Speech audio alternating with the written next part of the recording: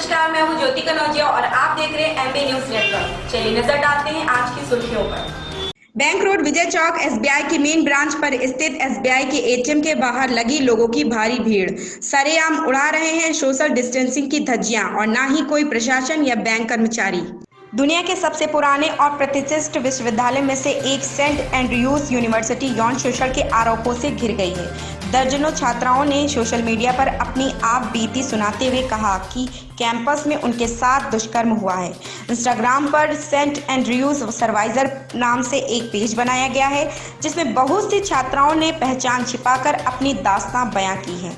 अब तक 20 से ज़्यादा लड़कियां अपने कड़वे अनुभवों को साझा कर चुकी हैं। उनके साथ दुष्कर्म, मारपीट, जबरदस्ती और छेड़छाड़ जैसी घटनाएं हुई हैं। मजदूरों की मदद के लिए अभिनेता सोनू सूद ने एक और कदम आगे बढ़ाया। लॉकडाउन के दौरान लंबे वक्त तक प्रवासी मजदूर भारी संख्या में शहरों से अपने गांव की ओर पलायन करते दिखे।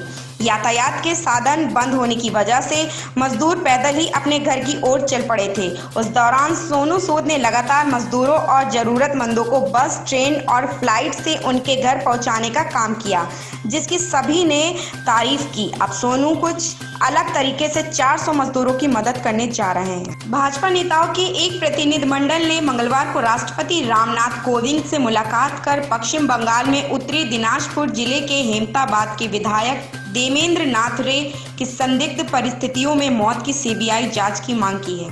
भाजपा महासचिव व पश्चिम बंगाल के प्रभारी कैलाश विजयवर्गीय के नेतृत्व में राष्ट्रपति से मिलने गए प्रतिनिधिमंडल ने इसके साथ ही यह कहते हुए पश्चिम बंगाल सरकार को बर्खास्त करने की मांग की है कि राज्य की ममता बनर्जी सरकार को सत्ता में बने रहने का कोई हक नहीं।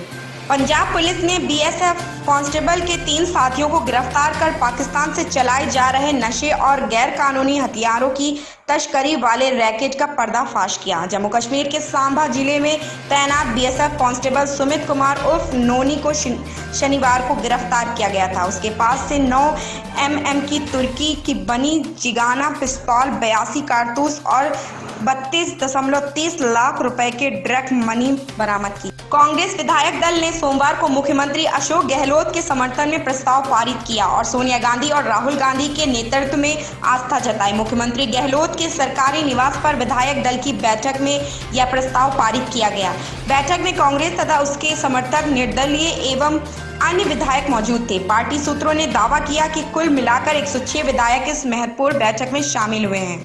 शिवसेना ने राजस्थान में राजनीतिक संकट को लेकर भाजपा पर निशाना साधते हुए कहा कि राज्य का घटक दल कांग्रेस शासित राज्य में अपने विरोधियों को अस्थिर करने के लिए काम कर रहा है और विधायकों को खरीद फरोख्त को बढ़ावा दे रहा है। शिवसेना ने अपने मुखपत्र सामना में छपे संपादकीय में सवाल किया कि भाजपा रेगिस्तान में इस राजनीतिक उपद्रव से तूफान पैदा कर क्या हासिल करना चाहती है। उसने कहा कि इस प्रकार के कदम देश के संसदीय लोकतंत्र को रेगिस्तान में बदल देंगे।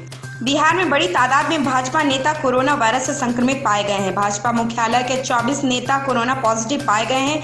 बिहार भाजपा अध्यक्ष संजय जायसवाल ने कहा कि कुल 110 लोगों की कोरोना जांच कराई गई है, जिसमें 24 लोग कोरोना पॉजिटिव पाए गए हैं। बताया जा रहा है कि भाजपा के कई वरिष्ठ नेता भी इस सूची में शामिल हैं। कोरोना महामारी के बीच सीबीएसई बोर्ड के रिजल्ट आ चुके हैं। इस बीच सीबीएसई ने एग्जाम रिजल्ट के नियमों में कई बदलाव किए हैं। इस साल सीबीएसई को अपने कई सब्जेक्ट के एग्जाम कैंसिल करके एक असेसमेंट की एक स्कीम तैयार की है। इस असेसमेंट के तहत ही बोर्ड के रिजल्ट जारी किए गए हैं।